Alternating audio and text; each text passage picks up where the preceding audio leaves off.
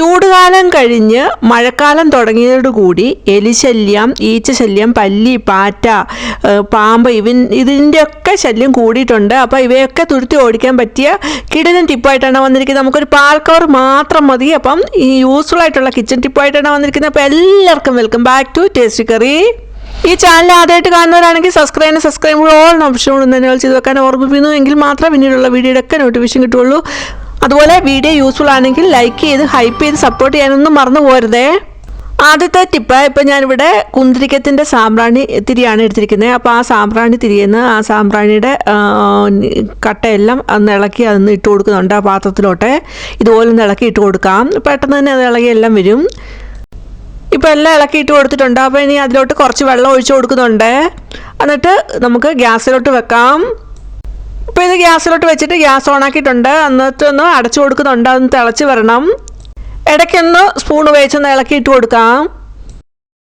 ഇപ്പോൾ ഇത് തിളയ്ക്കാനായിട്ട് തുടങ്ങിയിട്ടുണ്ട്. ഇപ്പോൾ നന്നായിട്ട് ഇത് തിളച്ച് വന്നിട്ടുണ്ട്. അങ്ങനെ ഒരു 2 മിനിറ്റ് തിളച്ച് കഴിഞ്ഞിട്ട് ഇപ്പോൾ നമുക്ക് ഗ്യാസ് ഓഫാക്കി ഒന്ന് മാറ്റി വെക്കുന്നുണ്ട്.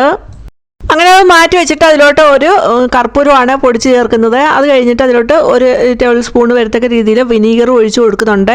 അത് കഴിഞ്ഞിട്ട് ഇത് അടച്ച് വെച്ച് കൊടുക്കുന്നു. എന്നിട്ട് അതിൻ്റെ ചൂടൊക്കെ ഒന്ന് മാറി കഴിഞ്ഞിട്ട് നമുക്ക് കുപ്പിയിലോട്ടൊന്ന് ഒഴിച്ച് കൊടുത്തിട്ട് നമുക്ക് എവിടെയൊക്കെയാണോ നമുക്ക് ക്ലീൻ ആക്കാനുള്ളത് അവിടെയൊക്കെ നമുക്കിതൊന്ന് ഒഴിച്ച് കൊടുക്കാവുന്നതാണ്. അപ്പോൾ ഞാൻ കൗണ്ടർ ടോപ്പിലൊക്കെ ഒന്ന് ഒഴിച്ച് കൊടുത്ത് ഒന്ന് ക്ലീൻ ആക്കി എടുക്കുന്നുണ്ട്. അതുപോലെ ഫ്ലോറൊക്കെ ഒന്ന് തുടച്ചെടുക്കുന്നുണ്ട്.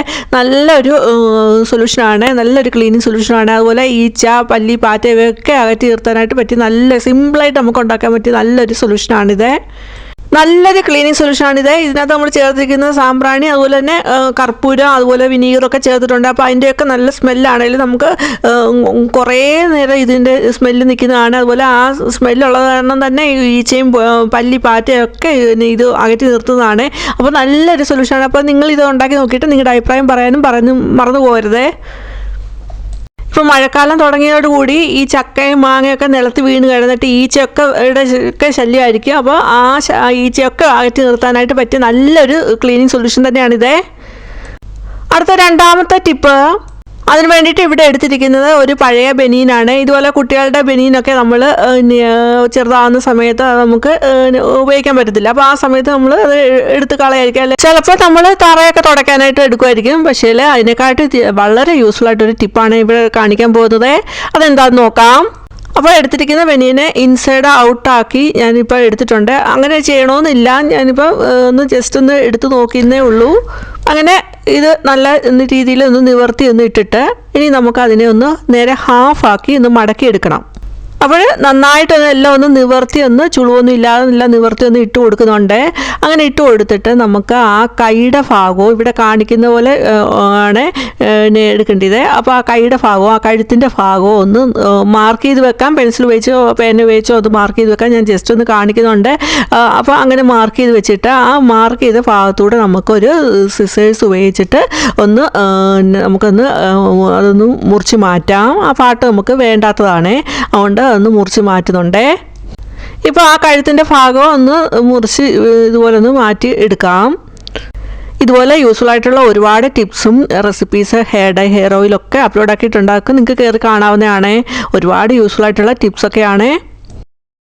ഇപ്പോൾ ആ കൈയുടെ ഭാഗവും ഇതുപോലെ നമുക്ക് ഒന്ന് മുറിച്ച് മാറ്റാവുന്നതാണ്. അപ്പോൾ ആ ഒരു കഴുത്തിൻ്റെ ഭാഗവും കൈയുടെ ഭാഗവും മുറിച്ച് മാറ്റിയപ്പം ഈ രീതിയിലാണ് നമുക്ക് കിട്ടിയിരിക്കുന്നത്. ഒരു പെറ്റിക്കോട്ട് കണക്കെയാണ് ഇരിക്കുന്നത്.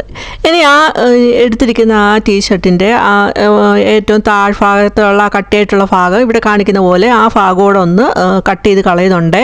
ആ ഭാഗവും നമുക്ക് വേണ്ടാത്തതാണ്, അതൊന്നും മുറിച്ച് മാറ്റുന്നുണ്ട്.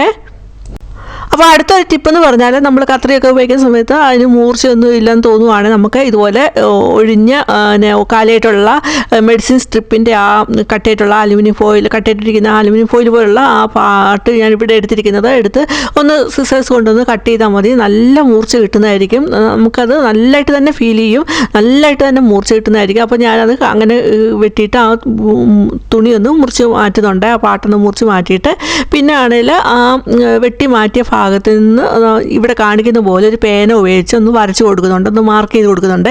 എന്നിട്ട് ആ ഭാഗം വരെ ഒരു കത്രി ഉപയോഗിച്ചിട്ട് നമുക്ക് ഇതുപോലെ സ്ട്രിപ്പ് കണക്കെ ഒന്ന് വെട്ടിയെടുക്കാം. ഇത് കണ്ടാൽ നിങ്ങൾ ഇനിയും ടീഷർട്ട് ഇതുപോലുള്ള ഒന്നും വെറുതെ കളയത്തില്ല, ഇതുപോലെ തന്നെ ചെയ്യത്തുള്ളൂ. അത്രയ്ക്ക് യൂസ്ഫുൾ ആയിട്ടുള്ള നല്ലൊരു ഐഡിയ ആണിത്. സ്ട്രിപ്പ് വെട്ടുമ്പോൾ കുറച്ചുകൂടെ നീളത്തിലുള്ളതായാൽ കുറച്ചുകൂടെ ഭംഗിയായിരിക്കും. അപ്പം ഞാൻ ഇപ്പോൾ ഈ ഒരു കണക്കിനാണ് വെട്ടിയെടുത്തിരിക്കുന്നത്. കുറച്ചുകൂടെ നീളത്തിൽ വെട്ടുവാണെങ്കിൽ നല്ലതായിരിക്കും, നല്ല ഭംഗിയായിരിക്കും അത് കാണാനായിട്ട്. അതുപോലെ ആ വലിപ്പം 1 സെൻറ്റിമീറ്റർ കണക്ക് രീതിയിൽ വെട്ടിയെടുക്കുകയാണെങ്കിൽ ആയിരിക്കും കുറച്ചുകൂടെ നല്ലത്. കുറേ സ്ട്രിപ്പിങ്ങിന് കാണുന്നതായിരിക്കും കുറച്ചുകൂടെ നല്ല ഭംഗിയായിട്ടുള്ള തോന്നിയിട്ടുള്ളത്. അപ്പോൾ ഇതെല്ലാം ഒന്ന് ഇങ്ങനെ സ്ട്രിപ്പ് കണക്കെ ഒന്ന് വെട്ടി ഇപ്പോൾ എടുത്തിട്ടുണ്ട്. ഇതുപോലെയുള്ള പഴയ ക്ലോത്ത് വെച്ച് നിങ്ങൾ എന്താ ചെയ്യുന്നതെന്ന് പറയണേ. ഇപ്പം വെട്ടി മാറ്റാനുള്ള എല്ലാം ഒന്ന് നമ്മളൊന്ന് വെട്ടി മാറ്റിയിട്ടുണ്ട്. ഇനി അതൊന്ന് നേരെ ഹാഫാക്കിയിട്ട് മടക്കി ഇട്ടേക്കുമായിരുന്നു, അതൊന്ന് നൂത്ത് ഇട്ടിട്ട് ഇനിയും ഇൻസൈഡ് നമ്മൾ ഔട്ടാക്കി വെച്ചേക്കുമായിരുന്നു. അപ്പോൾ അതൊന്ന് നേരെ ഇൻസൈഡ് ഉള്ളിലോട്ട് തന്നെ ആക്കിയിട്ട് സാധാരണ പോലെ തന്നെ എടുത്തിട്ടുണ്ട്. അത് കഴിഞ്ഞിട്ട് ആ കൈയുടെ ഭാഗത്ത് പിടിച്ച് ഇതുപോലെ നമുക്കത് വെച്ച് കൊടുത്താൽ ഈ രീതിയിൽ ഇരിക്കും. അപ്പോൾ അതിൻ്റെ ആ ജോയിൻ്റായിട്ട് വരുന്ന ഭാഗം, ആ 2 സൈഡിൽ നിന്നുള്ള ജോയിൻ്റായിട്ടുള്ള ഭാഗം അത് ഒരേപോലെ വരത്തക്ക രീതിയിലൊന്ന് വെച്ച് കൊടുത്താൽ മതി. നല്ല രീതിയിൽ തന്നെ നമുക്കത് ഈസിയായിട്ട് തന്നെ വെക്കാൻ പറ്റുന്നതാണ്. 2 സൈഡിൽ നിന്നുള്ള ആ ജോയിൻറ്റ് ഒന്നിൻ്റെ പുറത്ത് അതിൻ്റെ ടോപ്പിൽ ആ ജോയിൻറ്റ് വരത്തക്ക രീതിയിലൊന്ന് അറേഞ്ച് ചെയ്ത് വെച്ചാൽ മതി. ബാക്കി അപ്പോൾ ആ സ്ട്രിപ്പെല്ലാം അതിൻ്റെ നേരെ ലെവലിൽ തന്നെ വന്ന് ഇരിക്കും. ആ സ്ട്രിപ്പെല്ലാം ഒന്ന് നിവർത്തി ഒന്ന് ഇട്ടിട്ട് നമുക്ക് ഇവിടെ കാണിക്കുന്ന പോലെ ഒന്ന് ടൈ ചെയ്ത് കൊടുക്കണം. നേരെ ടോപ്പിലുള്ള സ്ട്രിപ്പ് അതിൻ്റെ താഴെ കിടക്കുന്ന ആ സ്ട്രിപ്പായിട്ട് ജസ്റ്റ് ഒന്ന് ടൈ ചെയ്യണം. അപ്പോൾ ടൈ ചെയ്യുമ്പോൾ 2 കെട്ട് ഞാൻ ഇട്ട് കൊടുക്കുന്നുണ്ട്. അപ്പോൾ 2 കെട്ട് ഇട്ട് കൊടുത്തില്ലെങ്കിൽ അത് ഊരിപ്പോവും. അതുകൊണ്ട് ആദ്യം ഒന്ന് കെട്ടിയിട്ട് നമ്മൾ സാധാരണ കെട്ടുന്ന പോലെ തന്നെ കെട്ടിയിട്ട് അടുത്ത ഒന്നുകൂടെ അതേപോലെ തന്നെ കെട്ടിയെടുക്കുന്നുണ്ട്. അപ്പോൾ അങ്ങനെ കെട്ടിയെടുക്കുമ്പോൾ ഈ രീതിയിലാണ് നമുക്ക് കിട്ടുന്നത്. ഇപ്പോൾ ഇവിടെ അടിപൊളിയായിട്ടുള്ളൊരു ബാഗാണ് നമ്മൾ ഉണ്ടാക്കിയെടുത്തിരിക്കുന്നത്. വളരെ യൂസ്ഫുൾ ആയിട്ടുള്ള ഒരു ബാഗാണ്.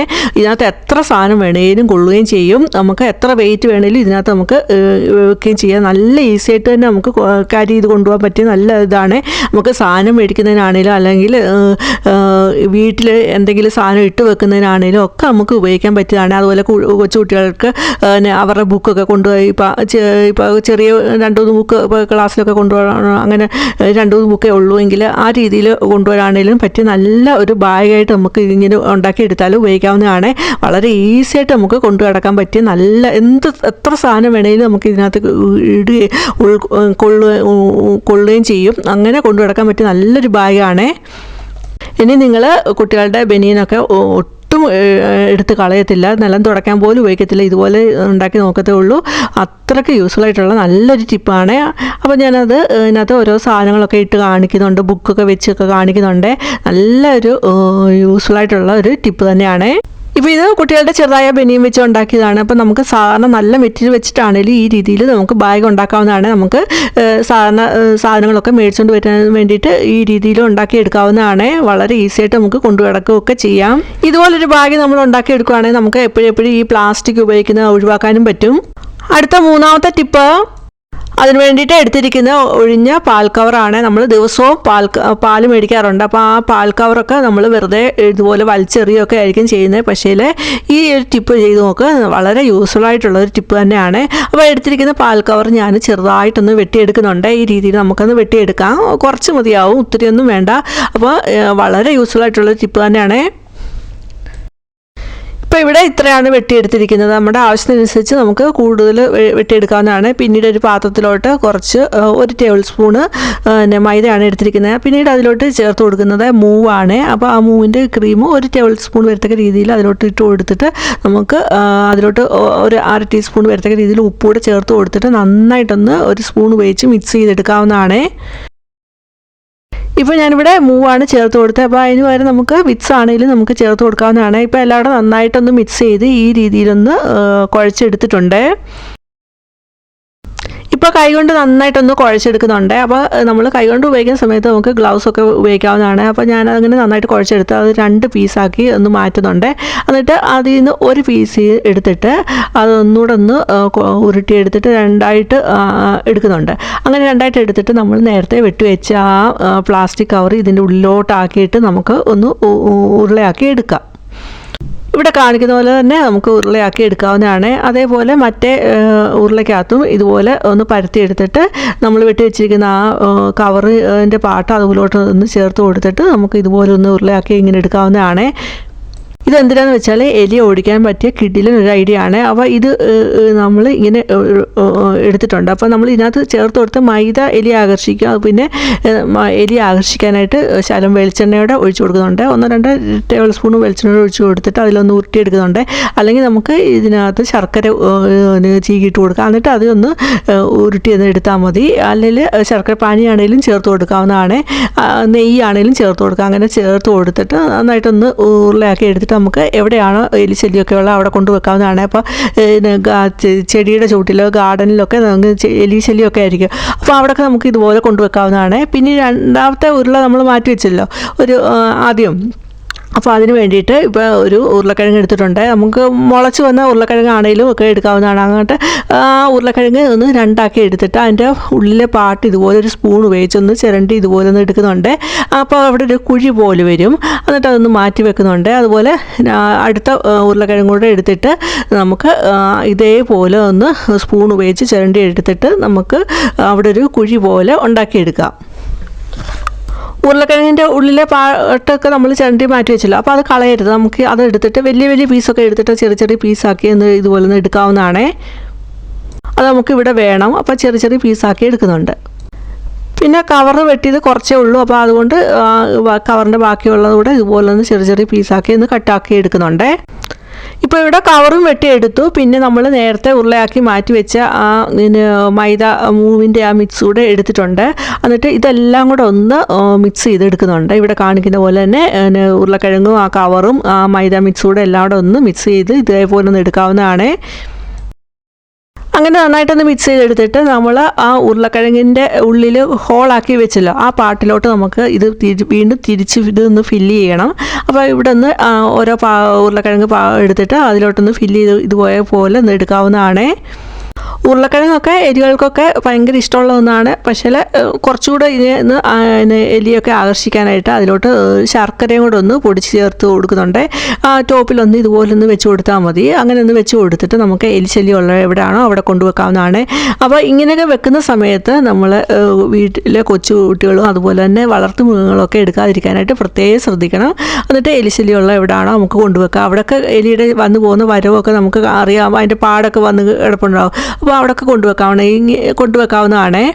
സ്റ്റെയർ കേസിലൊക്കെ നമുക്കിത് കൊണ്ടുവെക്കാവുന്നതാണ്. കാരണം മരത്തിൻ്റെ ചില്ലയൊക്കെ നമ്മുടെ പെരയുടെ സൈഡോട്ട് കിടപ്പുണ്ടല്ലോ അതുവഴിയൊക്കെ എലിയൊക്കെ കയറി വരുന്നതായിരിക്കും. അതുപോലെ ഡിഷ് ടിവിയുടെ കേബിൾ വഴിയൊക്കെ ആണെങ്കിലും എലിയൊക്കെ കയറി വരുന്നതായിരിക്കും. അപ്പോൾ അതിനെയൊക്കെ ഓടിക്കാനായിട്ട് നമുക്ക് ഇതുപോലെ കൊണ്ടുവെക്കാവുന്നതാണ്. അപ്പോൾ അത് വന്ന് കഴിച്ചിട്ട് അതിന് പരവേശം എടുക്കുമ്പോൾ വയറിന് ഭയങ്കര ഡിസ്കംഫർട്ടൊക്കെ ആയിട്ട് അത് ആ സ്ഥലത്ത് തന്നെ ഓടിപ്പോവുകയാണ് ചെയ്യുന്നത്. വെജിറ്റബിൾ ഗാർഡനിൽ ഇത് കൊണ്ടുവെക്കാവുന്നതാണ്. അവിടെയൊക്കെ എലിശല്യം രൂക്ഷമായിരിക്കും. ഇന്നത്തെ ടിപ്സ് ഇത്രയേ ഉള്ളൂ. അപ്പോൾ യൂസ്ഫുൾ ആണെങ്കിൽ ലൈക്ക് ചെയ്ത് ഹൈപ്പ് ചെയ്ത് സപ്പോർട്ട് ചെയ്യാനൊന്നും മറന്നു പോകരുത്. അതുപോലെ ആദ്യമായിട്ട് കാണുന്നവർ സബ്സ്ക്രൈബ് ഓൾ ഓപ്ഷനോട് എന്നെ ചെയ്ത് നോക്കുക. എങ്കിൽ മാത്രമേ വീഡിയോയുടെ ഒക്കെ നോട്ടിഫിക്കേഷൻ കിട്ടുള്ളൂ. അതുപോലെ നിങ്ങളുടെ ഫാമിലിക്കും ഫ്രണ്ട്സിനും ഒന്ന് ഷെയർ കൊടുക്കുക. ഇനി വേറെ വീഡിയോ ആയിട്ട് വരുന്ന number bye. Thanks for watching.